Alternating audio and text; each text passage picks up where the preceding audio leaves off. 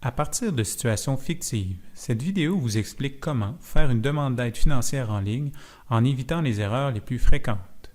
Au moment de faire une demande, vous devez déjà avoir un dossier en ligne. Consultez la vidéo « Créer votre dossier en ligne ». Pour faire votre demande d'aide financière en ligne, rendez-vous sur le site afe.gouv.qc.ca.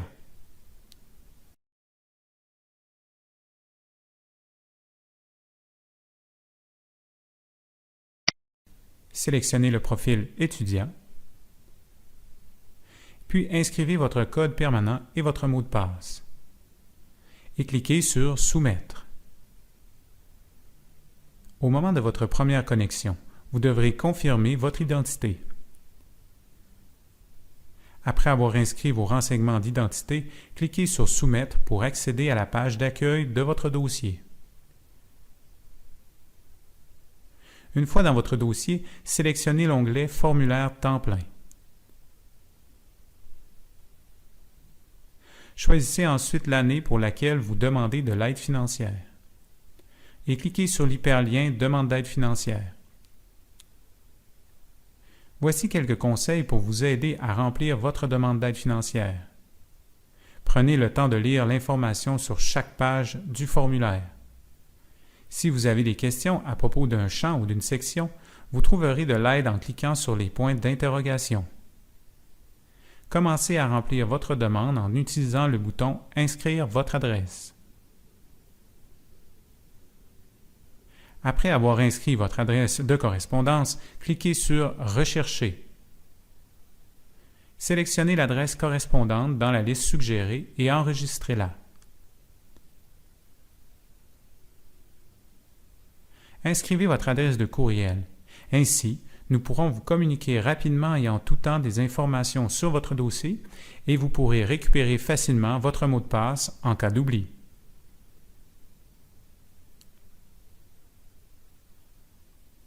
Lorsque vous avez terminé une page du formulaire, appuyez sur « Page suivante ». Si un message d'erreur en rouge s'affiche après avoir cliqué sur le bouton « Page suivante », c'est que vous n'avez pas rempli un champ obligatoire. Un chiffre en rouge vous indique alors le champ à remplir.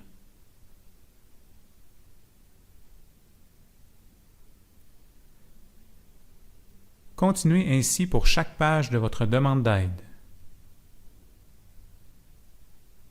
Vous étudiez au Québec? Vous n'avez donc pas à remplir le champ de la section B à la page Résidence Québec. Aux sections B et C de la page Renseignements scolaires, utilisez les boutons Rechercher pour trouver le code d'établissement que vous fréquentez ou le code de votre programme. Toujours à la page des renseignements scolaires, si vous êtes en cheminement continu à la formation professionnelle ou collégiale, seule la sous-section C est à remplir.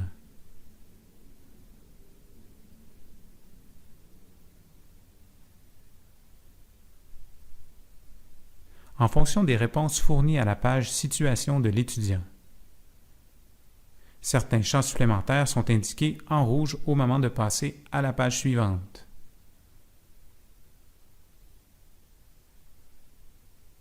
Un chiffre en rouge apparaît alors vis-à-vis du champ supplémentaire à remplir.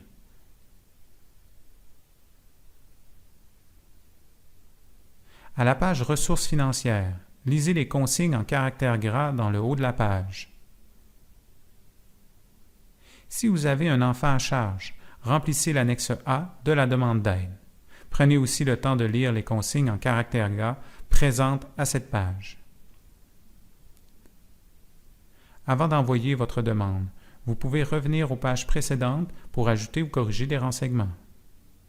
De plus, si la connexion est interrompue au cours de la rédaction de votre demande, vous pourrez reprendre là où vous étiez en sélectionnant cet endroit dans la liste des sections terminées. Si tous les renseignements que vous avez fournis sont exacts et complets, confirmez-le en cochant la case « Approprié ». Pour transmettre votre demande à l'aide financière aux études, cliquez sur « Envoyer ». Lorsque vous devez joindre des documents à votre demande d'aide financière, assurez-vous de le faire dans les délais prescrits, soit dans les 45 jours suivant l'envoi de votre demande. Pour savoir quels sont les documents requis selon la situation que vous avez déclarée, utilisez le bouton « Documents ».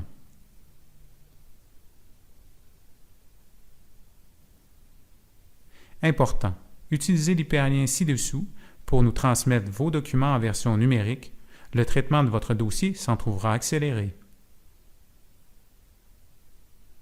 Rappelez-vous que si leur contribution est requise, vos parents devront présenter une déclaration de tiers, comme indiqué dans l'exemple ci-dessous.